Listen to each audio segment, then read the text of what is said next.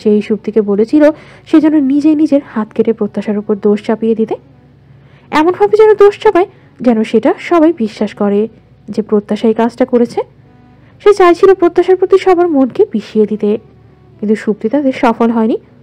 ঘটনার উল্টো প্রভাব হয়েছিল, তবে তাতে শাদাবের লাভ বই গিয়ে আর অন্য কিছুই হয়নি। সে ঠিকই সফল হয়েছিল তার প্ল্যানে। প্রত্যাশার প্রতি তুনের দুর্বলতা বোঝার জন্যই সে সুপ্তিকে বুদ্ধিটা দিয়েছিল। সে দেখতে চেয়েছিল প্রত্যাশার প্রতি তুনের বিশ্বাস কতটা, সে আদৌ প্রত্যাশাকে সবকিছুর জন্য দায়ী করে কিনা। তবে তুনের প্রত্যাশাকে নিয়ে ঢাকায় চলে যাওয়ায় তার সুবিধা হয়েছিল। সে প্রত্যাশার প্রতি তুনের দুর্বলতা কতটুকু সেটা জানার সাথে সাথে জেনেছিল তুনের ক্ষমতা সম্পর্কে। যুদ্ধের আগে শত্রুর ক্ষমতা পরীক্ষা করে নেওয়া দরকার, সেটাও সে করেছে। কিন্তু এদিকে সবার চোখে খারাপ হয়েছে সুপ্তি। সেদিন যখন ভোর রাতে শাদাবের সাথে সুপ্তি কথা বলছিল, রাগে চেঁচামেচি করছিল ত্রিধা গিয়েছিল তার ঘরে। শাদাব আর সুপ্তির অধিকাংশই কথা সে আগে থেকে শুনে নিয়েছিল। ত্রিধার চাপে পড়ে সেদিন সুপ্তির সমস্তটাই স্বীকার করতে হয়েছিল। সেদিন সকালের আলো ফুটতেই ত্রিধা চলে গিয়েছিল শাদাবের বাড়িতে। সুপ্তি যখন বুঝলো সে নিজের অজান্তেই তার তুর্ণ ভাইয়ের ত্রিধাপির ক্ষতি করে ফেলছে, তখন নিজের বেলাজ কাজের ওপর নিজেই বিরক্ত হলো। সে কিভাবে পারে তার তুর্ণ ভাইয়ের ক্ষতি চাইতে? না, সে তার তুর্ণ ভাইয়ের কোনো ক্ষতি কোনোভাবেই বরদাস্ত করবে না। সেজন্যই আজ তুর্ণ বাড়িতে ফিরতেই তাকে সব কথা বলে আগে অবশ্য বলতে চেয়েছিল, কিন্তু তুর্ণ ভাইয়ের ভয়ে সে বলে উঠতে পারেনি। তবে এখন যখন পরিস্থিতি তার হাতের বাইরে চলে যাচ্ছে, তখন না বলেও থাকতে পারে না। তবে তুর্ণ ভাইয়ের থেকে খুব একটা ভালো রিয়াকশন পায়নি, সেই জন্যই তো এমনটাই হবে। সে তুর্ণ ভাইকে নাই বা পেল, তুর্ণ ভাইয়ের কোনো কাজে সে অন্তত আসলো, এতেই তাই চরম শান্তি। অতিথিপুরের প্রতিটি কোনায় কোনায় খোঁজ করেও প্রত্যাশা, ত্রিধা বা শাদাব কারো খোঁজই পাওয়া যায়নি। সেখানকার স্থানীয় চেয়ারম্যান লাপাত্তা। তাদের তদন্ত অনুযায়ী যে জায়গাটার প্রত্যাশা রাখার কথা ছিল, জায়গাটা এখন পুরোপুরি ফাঁকা পড়ে আছে। কোথাও কিচ্ছু নেই, না কোনো আলামত প্রমাণ, কিছুই না। যেমন সেখানে কিছুই ছিল না। তুনো প্রায় চেঁচিয়ে ওঠে, oh no Shahriar, we are late. ওরা সরিয়ে নিয়েছে আপি আর প্রত্যাশাকে। মাথা ঠান্ডা কর, ঠান্ডা মাথায় ভাব কি করা যায়। নিজেকে যথাসম্ভব শান্ত রাখার চেষ্টা করে তুনো শাহরিয়ারকে শুধারো। অভিকে ডাক। তুনের আদেশ পেতেই অভিনামক তাদের একজন সহকারী অফিসারকে ডাকলো শাহরিয়ার। সে তুনের সামনে বসে বিনীত ভঙ্গিতে দাঁড়ালো, শুধারো। ডেকেছিলেন স্যার? কিছু পাওয়া যায়নি তাই না? না স্যার। তোমার ছাত্রকে ডাকো, এবার তার প্রয়োজন আমাদের। টপ। Okay sir. এখন যেতে পারো, যত দ্রুত সম্ভব ওকে এখানে হাজির করার ব্যবস্থা করো। মনে রেখো আমাদের হাতে বেশি সময় নেই। Okay sir. ছেলেটি চলে গেল। শাহরিয়ার শুধারো, তোর অভির ছাত্রের কথা মনে আছে? মনে থাকবে না কেন? অভির মুখে ওর অনেক প্রশংসা শুনেছি। এখন দেখার পালা সে ঠিক কতটা দক্ষ। তুনো পকেটে হাত গুজে দাঁড়ালো। সে জানালার ধারে দাঁড়িয়ে। জানালাটা বেশ বড়। ভোর রাতে ঠান্ডা হাওয়ায় সে স্পর্শ করে যাচ্ছে তার শরীরকে।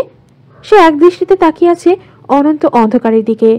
সমস্ত কিছুর জন্য নিজেকেই দায়ী মনে হচ্ছে। মেয়েটাকে আর একটু সাবধানে রাখা উচিত ছিল। আপিকে শাদাবের ব্যাপারে আর একটু সাবধান করা প্রয়োজন ছিল, কিন্তু সে যা করেছে তাদের কাজের নিয়ম অনুযায়ী করেছে। এখানে বাইরের কাউকে ভেতরের খবর দেওয়ার নিয়ম নেই। আধো অন্ধকারে চোখ রেখে তুনের এই মুহূর্তে প্রত্যাশা আপি শাদাবকে ধরার চিন্তা বাদ দিয়ে আরও একটা চিন্তা মাথার মধ্যে এসে তীব্রভাবে উকি দেয়। এটাই তার শেষ কেস ছিল, তার জীবনের টার্নিং পয়েন্ট ছিল এটা। এরপরে সে তার আসল কর্ম সম্পাদনের জন্য প্রস্তুতি নিত, যে কাজ করার জন্য সে 3টা বছর অপেক্ষা করছে। 3টা বছর গাধার খাটুনি খেটেছে, নিজেকে প্রস্তুত করে তুলেছে সবকিছুর জন্য। সবকিছুই যখন প্ল্যান মাফিকই হচ্ছিল, তখন প্রত্যাশার আবির এই আকস্মিক বিপদ তার প্ল্যানের ছন্দপতন ঘটিয়েছে কিছুটা। তুনো এখন মনে প্রাণে চায় ওরা যেন ঠিক থাকে। প্রত্যাশা আর একটি বার সুস্থভাবে ফিরে আসুক তার নিকট। সে তার আর একটি ক্ষতিও হতে দেবে না। সে পাশে না থাকলেও আর একটিবারও ক্ষতি হতে দেবে না প্রত্যাশার। যাকে সে অনেক কষ্টে পেয়েছে তাকে সে আর হারাতে চায় না। সে শুধু চায় প্রত্যাশার হারিয়ে যাওয়া সবকিছু ফিরিয়ে দিতে, যা কিছু সে হারিয়েছে। প্রত্যাশার আজকের এই অবস্থার জন্য তুনের পরিবারও কম দায়ী নয়। তারা প্রতিনিয়ত মেয়েটাকে যদি মানসিক যন্ত্রণায় না রাখতো, তাহলে আজকের এই পরিস্থিতি হতো না, হয়তো কখনই সৃষ্টি হতো না। তুনো এবারে আসার সময় সমস্ত ব্যবস্থাই করে এসেছে। প্রত্যাশাকে হয়তো আর কষ্টে থাকতে হবে না, তবে তাকে প্রত্যাশার থেকে দূরে সরে যেতে হবে। তাতেই হয়তো প্রত্যাশার মঙ্গল। তনুর মন কেমন করছে, মনের মধ্যে উচাটন সৃষ্টি হয়েছে। সবকিছু ঠিক থাকবে তো? সে তার প্ল্যান মাফিক চলতে পারবে তো? আর প্রত্যাশা, সে কোথায়? সে ঠিক আছে তো? আমি ঠিক আছে তো? এই কেস সে সফলভাবেই সমাধান করতে পারবে তো? তনুর ভাবনার মাঝে সেখানে শাহরিয়ার এসে উপস্থিত হয়। সে বাইরে সবকিছু ঠিকঠাক আছে কিনা দেখে নিতে গিয়েছিল। তার সাথে অভি এসেছে, আর অভির সাথে তার প্রশিক্ষণপ্রাপ্ত ছাত্র টম। টম একটি কুকুর। কুকুরটা দেখতে কিছুটা গুন্ডা টাইপের, বেশ লম্বা চওড়া মোটাসোটা দেহের। টম দারুণ শক্তির অধিকারী। 10টি কুকুরের সাথে তাকে যদি মারামারি করতে দেওয়া হয়, তাহলে টমই বোধহয় জয়লাভ করবে। টমের শক্তির মতো তার ঘ্রাণ শক্তিও খুবই প্রখর। কোনো কিছু শুকেই সে বস্তুর মালিককে চিনিয়ে দিতে পারে। এর আগে তনুদের ডিপার্টমেন্টে এরকমই একটা কুকুর ছিল, তার নামও টম। কিন্তু সে কিছুটা এই টমের মতোই দেখতেই ছিল। তাকে নিয়ে তনুরা বহু কেস সম্পন্ন করেছে, তবে লাস্ট কেসেই টমের গায়ে গুলি লাগে। গুলি লেগে টম না মরলেও তার অবস্থা হয়ে দাঁড়ায় মুমূর্ষ। টমের চিকিৎসা চললেও সেখানে গুলি লেগেছিল, সেখানটায় ঘটনা শুকিয়ে সেখানে ঘা বাড়তে থাকে। একসময় সেই ঘা ছড়িয়ে পড়ে সারা শরীরে। সেই একটা গুলিতেই টম জীবনের শেষ প্রান্তে এসে দাঁড়ায়। তবে কুকুরটি মরেও নি। অসম্ভব যন্ত্রণার আজাব মাথায় নিয়ে বেঁচেছিল সে। শেষ অব্দি তার যন্ত্রণা সইতে না পেরে অভি নিজেই গুলি করে মারে কুকুরটিকে। টমকে মারার পর সে নিজেও ডিপ্রেসড হয়ে গিয়েছিল কিছুটা, কারণ টম বেশিরভাগ সময় তার কাছে থাকতো। কিছুদিন পর সে নিজেই টমের মতো একটা কুকুর কোথা থেকে যেন জোগাড় করে আনে। নিজের উদ্যোগেই প্রশিক্ষণ দিতে থাকে টমকে। এতদিন ডিপার্টমেন্টে তার প্রয়োজন পড়েনি বিধায় সে অভির নিকটে ছিল। আজ টমের প্রথম কেস, বলা যায় তার পরীক্ষা। তুনও টমের দিকে তাকায়, দেখে অভিকে শোধায়, তুমি দেখি আরও একটা টম বানিয়ে ফেলেছো অভি। এই মহাশয় আগের টমের মতো কাজ করতে পারবে তো? দেখা যাক স্যার, তবে আমার ভরসা আসছে ও পারবে। বেশ, তাহলে কাজে লাগিয়ে দাও ওকে।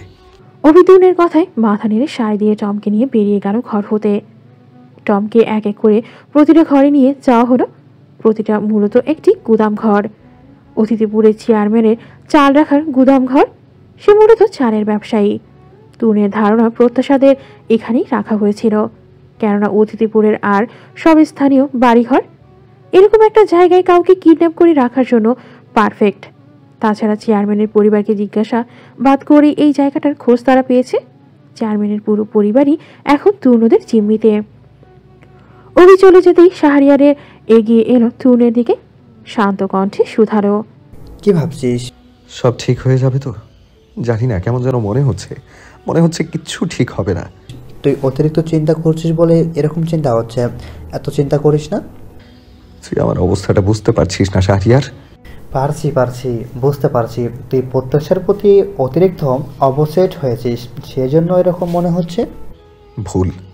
ভুল? শাহরিয়ার অবাক হয়। সে জিজ্ঞেস করার আগেই তুর্ন শুধালো, শাহরিয়ার, রুমানার অবস্থা কেমন?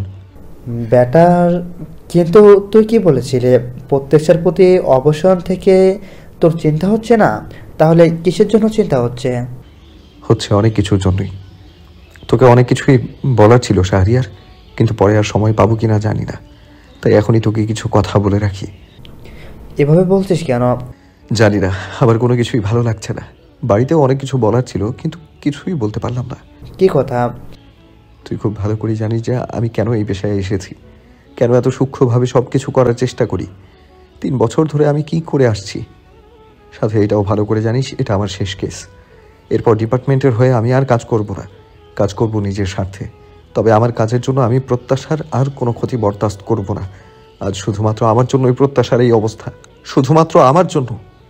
আমি এবার যেটা করতে যাচ্ছি সেটা তো আরও ভয়ঙ্কর। কে বলতে পারে আমার উপর নজর রাখতে রাখতে কে কখন আমার দুর্বলতায় আঘাত করে বসলো। তাই আমি ঠিক করেছি আমি আর ফিরে যাব না। ফিরে যাবি না মানে? কেসটা যদি ঠিকঠাকভাবে কমপ্লিট হয়ে যায় তবে এখান থেকে আমি চলে যাব। তোকে শুধু আমার হয়ে কিছু কাজ করতে হবে। তুই কি বলছিস ভাই? আমার মাথা আওলা হয়ে যাচ্ছে। আউলা হওয়ার দরকার নেই, আমার কথা মন দিয়ে শোন। আমার বন্ধ ঘরটার আলমারির দ্বিতীয় তাকে একটা লকার আছে। লকারের ভেতরে প্রত্যাশার বাবার সাথে কাকাইয়ের একটা ছবি আছে, যেটা তোকে দেখিয়েছিলাম। ওই ছবির পাশে দেখবি একটা বাচ্চার ছবি। তার সাথে একটা চিঠি। তুই চিঠিটা আর ছবিগুলো নিজের কাছে রাখবি, খুব সাবধানে রাখবি, যেন কাকপক্ষীও টের না পায়। আমার ঘরের ড্রয়ারে একটা চিঠি আছে, চিঠিটা দাদুর কাছে দিবি, তবে কেউ যেন এই ব্যাপারে কিছুই না জানতে পারে। যা করবি খুব সাবধানে। আর সব থেকে ইম্পর্টেন্ট কাজ হলো কাকাই আর প্রত্যাশা, দুজনেরই খেয়াল রাখবি। মনে রাখিস, দুজনেই কিন্তু আমার কাছে খুবই গুরুত্বপূর্ণ। তুই কি সত্যি সত্যি চলে যাবি? অনেক দেরি হয়ে গেছে, এবার না গেলেই নয়। স্যার, তাড়াতাড়ি এদিকে আসুন। দূরে কোথাও থেকে অভির আওয়াজ ভেসে এলো। শাহরিয়ার আর তুনের কথাবার্তায় ছেদ ঘটল। শাহরিয়ারের কথা এখনো শেষ হয়নি, তার আরও কিছু জানার ছিল। তবে অভিরটাকে তুনের হন্তদন্ত ভঙ্গিতে চলে যাওয়ায় সেটা আর সম্ভব হলো না। সেও ছুটে গেল সেদিকে। ঘরটায় ঘুটঘুটে অন্ধকার, ভেজা মাটির মতো স্যাঁতস্যাঁতে গন্ধ, কিছুই দেখা যাচ্ছে না। টমি তাদের এই ঘরে নিয়ে এসেছে। ঘরটা একেবারে গুদাম ঘরের শেষ মাথায়। তুনোরা আগে এই ঘরে এসেছে, তবে বিশেষ কিছু পায়নি। তুনো হাঁটতে হাঁটতে শুধালো, আরও জ্বালাও অভি। অবির হাতে একটা পেন্সিল টর্চ ছিল। সে সেটা জ্বালিয়ে এই ঘরের মধ্যে সুইচ খুঁজতে থাকলো, তবে দেখলো এই ঘরে আলোর ব্যবস্থাই নেই। অভি এই ঘরে আগে আসেনি বিধায় সে জানে না। সে টমকে নিয়েই তুনোদের কাছে ফিরে গেল। টম কিছুটা ছটফট করছে, যেমন সে কিছু একটা খুঁজে পেয়েছে এই ঘরে। সে বারবার উত্তরের জানালার কাছে টেনে নিয়ে যেতে চাইছে।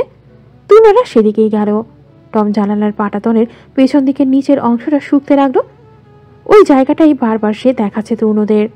অভি টমকে সরিয়ে নিয়ে জায়গাটা পরীক্ষা করলো, দেখলো সেখানে রক্তের অস্তিত্ব। রক্ত দিয়ে কয়েকটা সংখ্যা লেখা হয়েছে। সে বিস্মিত হয়, তুনোদের ডাকলো। তুনো ও শাহরিয়া জায়গাটা পরীক্ষা করলো। রক্ত দিয়ে ইংরেজি অক্ষরে ছোট্ট ছোট্ট করে RE ও 39 এই দুইটা অক্ষর লেখা হয়েছে। হাতের লেখাটা তুলে চেনা। এটা যে ত্রিধাই লিখেছে সেটা খুব ভালো মতো বুঝে ফেলে এসেছে। তার মানে ত্রিধা জানতো যে তুনো এখানে আসবে। সে যাওয়ার আগেই তুনের জন্য একটা হিন্টস রেখে গিয়েছে। ভোরের আলো ফুটতে আর কিছুমাত্র সময় বাকি, তবে আজ আর আলো সহজে ফুটবে বলে মনে হয় না। আজ কুয়াশা পড়েছে, যাকে বলে গাঢ় কুয়াশা। এই কুয়াশা সহজে কাটবে বলে মনে হয় না। আট পৌরে রংচটা দেয়ালে ঝুলানো অ্যানালগ ঘড়ির কাঁটায় বাজে সকাল 6টা। শীতের সময় সকাল 6টা মানে বলা যায় ভোর। এখনো চারিদিক বেশ অন্ধকারের। এই অন্ধকারের মাঝে এক টুকরো আলো হয়ে জ্বলছে তুনোদের ঘরের হলুদ বাতিটা। টিমটিমে হলুদাভ বাতিটা জ্বালিয়েই তারা তাদের কার্য সম্পাদনে ব্যস্ত। সাদা ছোট হোয়াইট বোর্ডে মার্কার পেন দিয়ে কয়েকটা ক্লু পরপর সাজানো হয়েছে, যার মধ্যে অন্যতম হলো RE ও 39, ত্রিধার রেখে যাওয়া হিন্টস। তাদের কাছে এই হিন্টসটাই এখন সর্বাধিক গুরুত্বপূর্ণ। এটা কি হতে পারে? হয়তো ত্রিধাদের যে জায়গায় নেওয়া হয়েছে সেই জায়গারই ঠিকানা, নয়তো অন্য কোনো কিছু হওয়ার সম্ভাবনা খুবই কম। কারণ ত্রিধা জানে এই মুহূর্তে তাদের খুঁজে পাওয়াটা সর্বাধিক গুরুত্বপূর্ণ। সেখানে ত্রিধা অন্য কোনো কিছুর হিন্টস দিয়ে নিশ্চয়ই তুনোদের বিভ্রান্ত করবে না। তুনো শতভাগ নিশ্চিত এটা ত্রিধাদের যে জায়গায় নেওয়া হয়েছে তারই ঠিকানা। প্রথমে RE, তারপর O দিয়ে লেখা 39। দুটো লেখার মাঝে O দ্বারা আলাদা আলাদা জিনিস বোঝাচ্ছে। RE দ্বারা কি বোঝাচ্ছে? কোনো জায়গার শর্ট ফর্ম। আর 39 দ্বারা কি কোনো বাড়ির নাম্বার বোঝাচ্ছে? 39 দ্বারা এটাই বোঝানোর সম্ভাবনা বেশি। তাহলে RE দ্বারা কোনো জায়গার শর্ট ফর্ম বোঝাচ্ছে, এটা প্রথমে খুঁজে বের করতে হবে।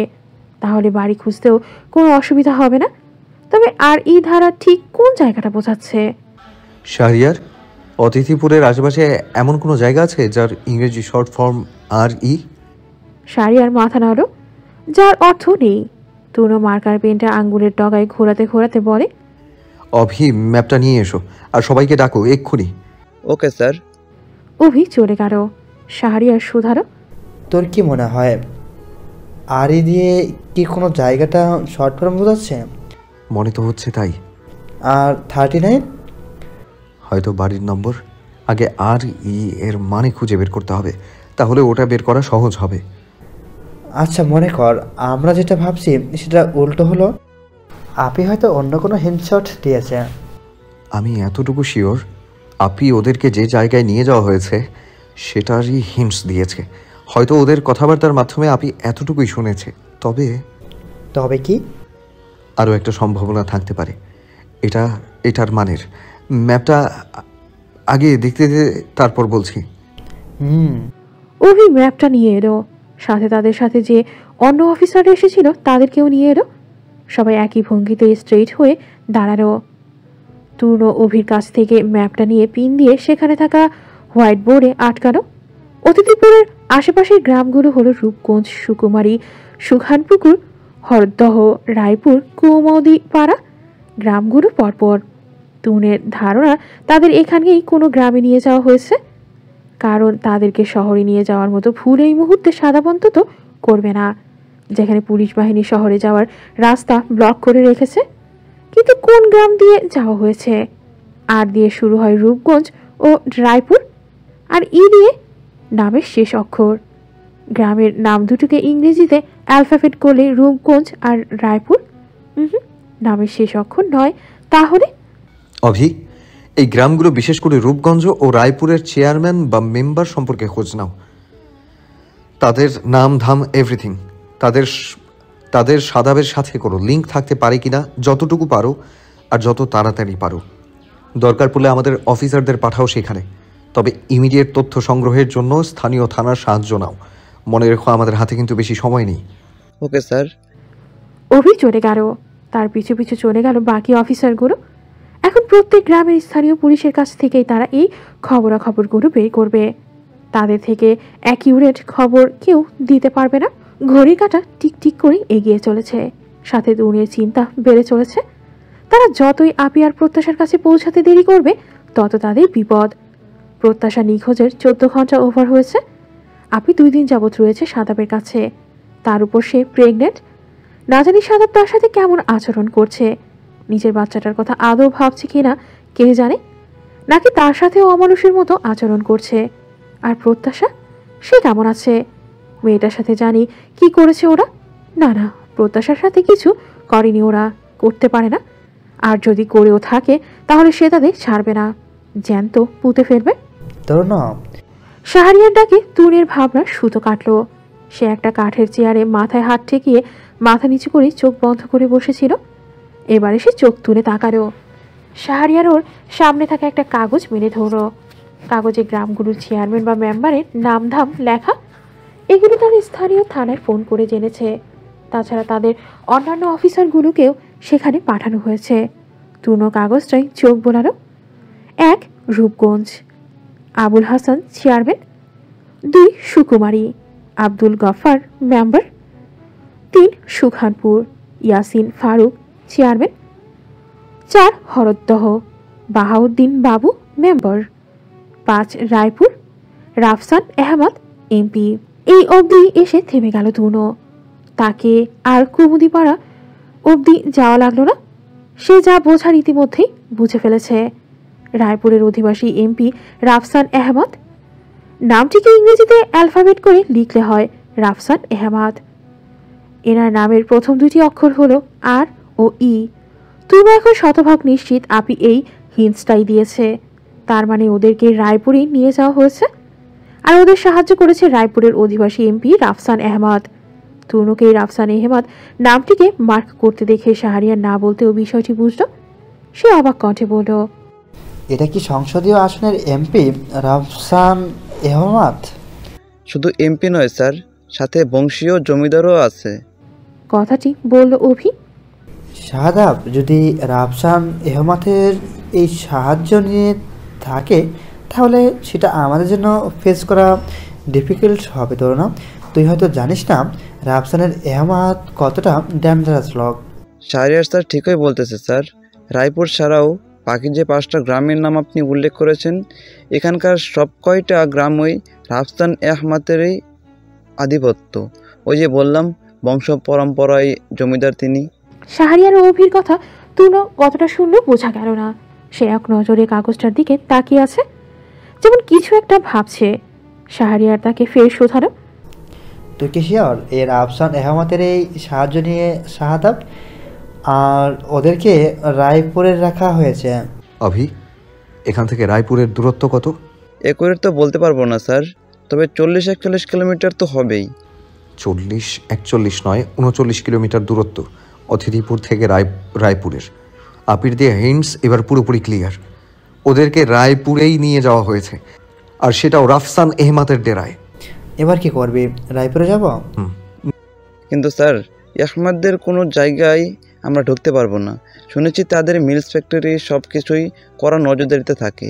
আমরা যদি সেখানে ছদ্মবেশেও যাই, সেখানে ঢোকার জন্য আমাদের রাফসান আহমাদের সই করা লিগ্যাল এন্ট্রি কার্ড লাগবে। তার কর্মচারী ছাড়া এটা কারো কাছে নেই। নো অভি, রাফসান এহমাতের কোনো মিলস ফ্যাক্টরিতে নয়। এভাবে মিলস ফ্যাক্টরিতে গিয়ে খুঁজতে গেলে আমাদের অনেক দেরি হয়ে যাবে, এত সময় আমাদের কাছে নেই। তাহলে কি করবি? শুধালো শাহরিয়ার। রাফসান এহমাতের কাছাকাছি থেকেই বা অন্তরে ঢুকেই খবর বের করে আনতে হবে প্রত্যাশাদের ঠিক কোথায় রাখা হয়েছে। যেটা একেবারে impossible. Nothing is impossible in the world. ইম্পসিবলের মধ্যেই পসিবল শব্দটা লুকিয়ে থাকে, এখানেও তাই। তোর সব দর্শনীয় কথাবার্তা বাদ দে, তুই আসলে কি করতে চাচ্ছিস একটু ক্লিয়ার করে বল প্লিজ। আমরা তার অন্দরে ঢুকবো না, তার অন্দরের লোকেই এই ব্যাপারে ইনফরমেশন কালেক্ট করে এনে দেবে। পাগল হয়েছিস? ওনার আনন্দের কেউ তোকে চেনে নাকি? তুই কাউকে চিনিস? চিনি, খুব ভালো করেই চিনি। শাহরিয়ার এবারে বেশ অবাক হলো। সে বিস্মিত কণ্ঠে শুধালো, সত্যি চিনিস?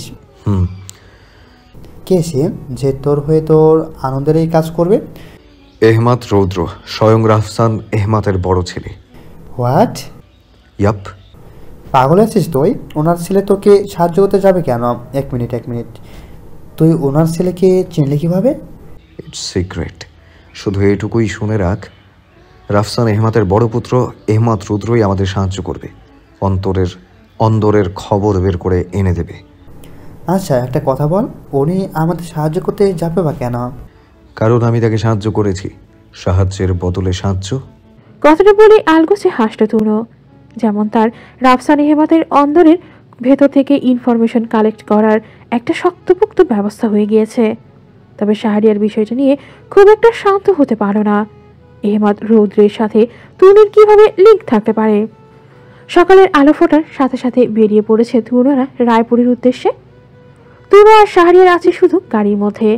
অভি টমকে রাখতে গিয়েছে, তাকে অন্য কাজ দিয়েছে তুনো। শাহরিয়ার এর মধ্যেই শতবার জিজ্ঞেস করেছে রাফসানের এহমাতের ছেলের সাথে তুনুর লিঙ্কটা ঠিক কোথায়। তুনু প্রতিবারই একটি কথাই বলেছে, সেটা হলো সময় হলেই জানতে পারবি। শাহরিয়ারও চুপ করে গিয়েছে। হয়তো সময় হলেই তুনু তাকে পুরো বিষয়টা খুলে বলবে। তবে তুনুর সাথে রৌদ্রের ইতিমধ্যেই ফোন আলাপ হয়েছে, শাহরিয়ারের সামনেই হয়েছে। অবশ্য বিশেষ কোনো কথা তাদের মধ্যে হয়নি। তুনু শুধু তার সাথে দেখা করতে চেয়েছে, সেও রাজি হয়েছে খুব সহজে। প্রথমত তুনের কাছে রাফসান এহমাতের ছেলের নাম্বার থাকা, দ্বিতীয়ত তুনের একবার বলাতেই তার রাজি হয়ে যাওয়া। এ থেকেই বোঝা যায় দুইজনেই পূর্ব পরিচিত এবং বেশ ভালোভাবেই পরিচিত। এখন তারা অবশ্য সরাসরি রায়পুরে যাচ্ছে না, তারা যাচ্ছে রায়পুরের সীমানায় একটা কুঠিতে, যেখানে রৌদ্র তাদের সাথে দেখা করতে চেয়েছে। অতিথিপুর থেকে ৩৯ কিলোমিটার দূরেই রায়পুরে পৌঁছাতে তুনুদের সকাল গড়িয়ে প্রায় দুপুরে পড়ে যায় বেলা। অবশ্য দুপুর কিনা বোঝা যাচ্ছে না, এখনো সূর্যের মুখ দেখা যায়নি। আকাশে মেঘ করেছে, ফলস্বরূপ এখনো চারিদিকে বেশ আঁধার রয়েই গেছে। বৃষ্টি নামার একটা ভাব রয়েছে, তবু বৃষ্টি নামছে না। বৃষ্টি নামবো বলেও মনে হয় না। এরকম মেঘ ভাব আজকাল মাঝে মধ্যেই হয়। বৃষ্টি নামবো ভার করেও শেষ অবধি বৃষ্টি নামে না। আজও হয়তো তাই হবে। তুনুদের গাড়িটা গিয়ে থামে রায়পুরের সীমানায় ২ তলা কুঠি বাড়িটার সামনে। বাড়িটা রায়পুরের ভেতরেই, তবে একেবারে সীমানা ঘেঁষে।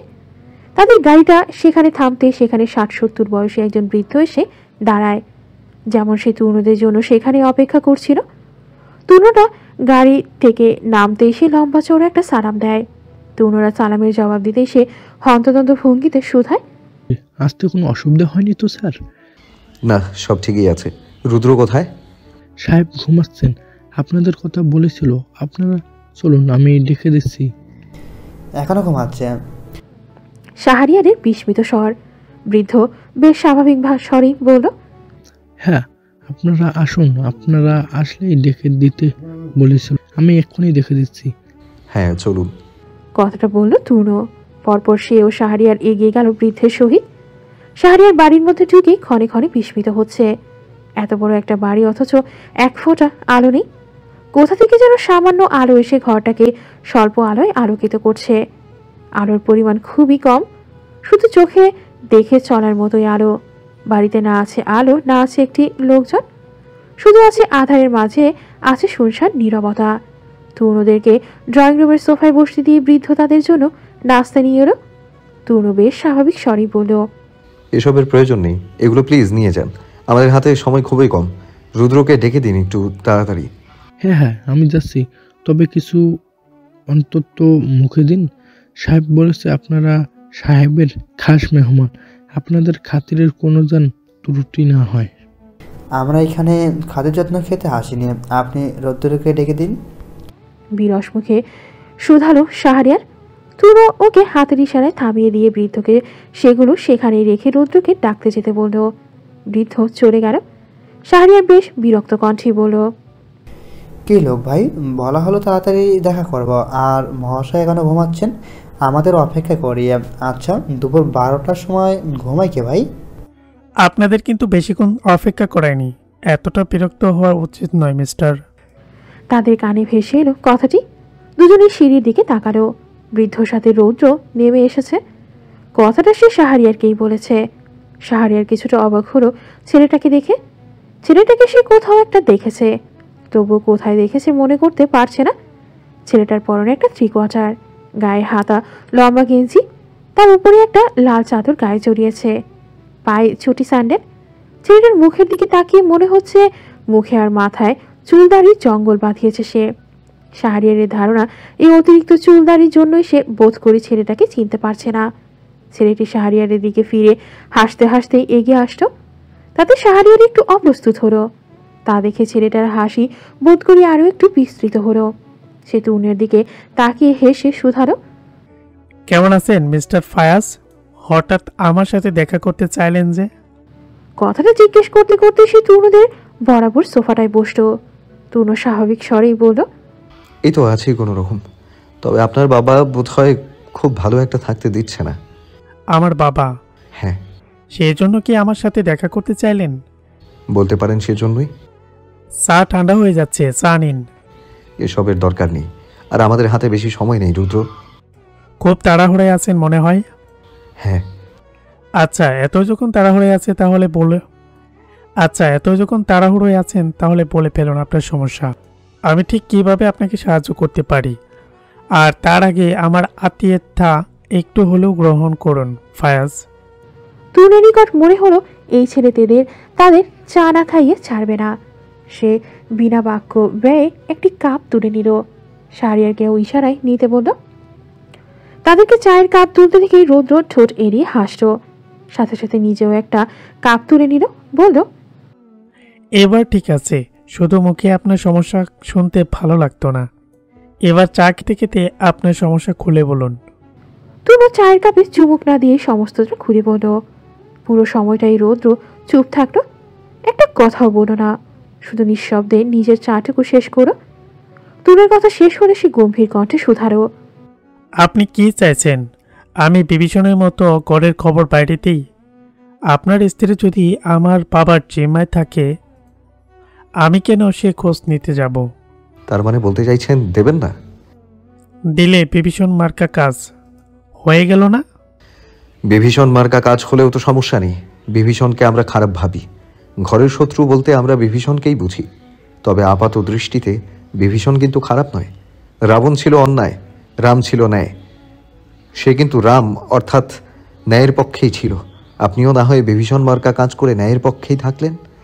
ন্যায়ের পক্ষে থেকে আমার লাভ কি? লাভ ক্ষতির কথা বাদ দিন। আমি আপনাকে সাহায্য করেছি, আপনি আমাকে সাহায্য করবেন, দ্যাটস সিম্পল। জাহিলি যুগে প্রাচীন আরবে একটা প্রচলিত ছিল, রক্তের বদলে রক্ত, খুনের বদলে খুন। এখানেও ব্যাপারটা সেরকম, সাহায্যের বদলে সাহায্য। বাহ, আপনি দেখি প্রাচীন জিনিস খুব ভালোই জানেন। আপনি সাহায্যটা করবেন কি না? কিন্তু আপনি আমাকে যে তথ্য দিয়েছেন তাতে যদি ভুল থাকে তাহলে তো লসটা আমারই হয়ে যাবে। আমি আপনাকে সাহায্যের বদলে সাহায্য করলাম, কিন্তু আমার লাভ কিছুই হলো না। আপনি নিজে গিয়ে দেখুন, যাচাই করুন আমি ঠিক তথ্য দিয়েছি নাকি ভুল। তরুণের কথার বিপরীতে রৌদ্র হাসল, গা দুলিয়ে হাসল। তরুণ ভ্রু কুচকে তার হাসি দেখে গেল, কিছুই বলল না। রৌদ্র নিজের হাসি থামিয়ে বলল, I am impressed in your work mister Fayaz. আপনার ইনফরমেশনে ভুল নেই, সেজন্য আমি আপনাকে সাহায্য করব। আফটার অল আপনি আমার এত বড় একটা উপকার করেছেন বলে কথা। আপনার সাহায্যে বিপরীতে করলাম না হয় একটা বিভীষণের মতো কাজ। তরুণ বাঁকা হাসত। সে জানতো এই ছেলে তাকে সাহায্য করবে, তবে তার ঘাটতেরা স্বভাবের কারণে প্রথমে ঘাটতেরামি অবশ্যই করবে।